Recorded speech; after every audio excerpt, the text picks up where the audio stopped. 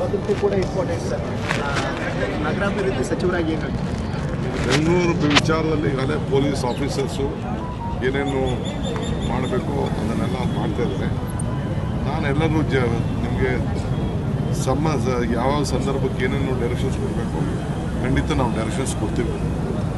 ಇವತ್ತು ನಮ್ಮ ಐಕ್ಯತೆ ಗಮನದಲ್ಲಿಟ್ಕೊಂಡು ನಾವು ಯೋಧರಿಗೆ ನಮನವನ್ನು ಸಲ್ಲಿಸೋದು, ಅವ್ರಿಗೆ ಆತ್ಮಧೈರ್ಯವನ್ನು ತುಂಬುವಂಥ ಕೆಲಸ ಇವತ್ತು ಸರ್ಕಾರವೇ ಮುಂದಾಳತ್ವವನ್ನು ವಹಿಸಿಕೊಂಡು ಇವತ್ತು ಇದೆ.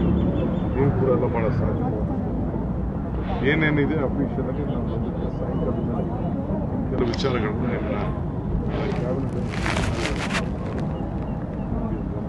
ಸರ್ ನೆಲಮಂಗಲದ ಜಿಲ್ಲಾ ಮಟ್ಟದಲ್ಲಿ ಮಾಡ್ತಾರೆ. ತಿರಂಗ ಯಾತ್ರೆ ಜಿಲ್ಲಾ ಮಟ್ಟಕ್ಕೂ ವಿಸ್ತರಣೆ ಮಾಡ್ತೀರಾ? ಸದ್ಯಕ್ಕೆ ರಾಜ್ಯದ ಸರ್ ನೆಲಮಂಗಲದ ಪ್ರಾಜೆಕ್ಟ್ ಹೇಳಿದ್ರಿ ಸರ್, ಅಲ್ಲಿ ರೈತರು ವಿರೋಧ ಮಾಡ್ತಿದ್ದಾರೆ. ಕೋಲಾರದಲ್ಲಿ ಶುದ್ಧ ನೀರು ಕುಡಿಲಿಲ್ಲ, ಸೊ ಇಲ್ಲಿಗೂ ಅದೇ ಮೋರಿಂಗ್ ರೈತರು ವಿರೋಧಿಗಳು ಕ್ಲೀನ್ ಈಗ ಕೋಲಾರ ರೈತರನ್ನ ಹೋಗಿ ನೋಡಿ ಅವರೆಲ್ಲ ವಿರೋಧ ಮಾಡಿದವ್ರಿಗೆಲ್ಲ ನಾವೆಲ್ಲ ತಲೆಗೆಡಿಸ್ಕೊಳ್ಳೋಕ್ಕಾಗಲ್ಲ.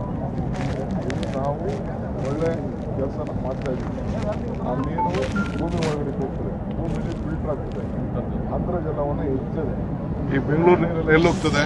ಈ ನೀರು ನಾವು ಮೂರನೇ ಹಂತದ ಟ್ರೀಟ್ಮೆಂಟ್ ಮಾಡಿ ಅಂತಾರೆ. ಟೂ ಟೈಮ್ ಈಗ ಟ್ರೀಟ್ಮೆಂಟ್ ನಾನು ಅರ್ಕಾವತಿ ಮುಖಾಂತರ ಅರ್ಕಾವತಿಗೆ ಕನಕಪುರ ಬರ್ತಾರಲ್ವಾ, ನನ್ನ ಮನೆ ಕಾವೇರಿ ಒಳಗಡೆ ಪಕ್ಕದಲ್ಲೇ ಇದೆ. ಕನಕಪುರ ಟೌನು ಅರ್ಕಾವತಿ ಒಳಗಡೆ ರಾಮನಗರದ ಒಳಗಡೆ ಹರಿತಾ ಇದೆ. ನಮ್ಮ ಊರು, ನಮ್ಮ ಮನೆಯಲ್ಲಿ ನಾನು ಕುಡಿತಾ ಇರೋದು ಇದೇ ನೀರು. ಇಲ್ಲ ಹೆಚ್ಚಾಗಿಲ್ವ ನಾನು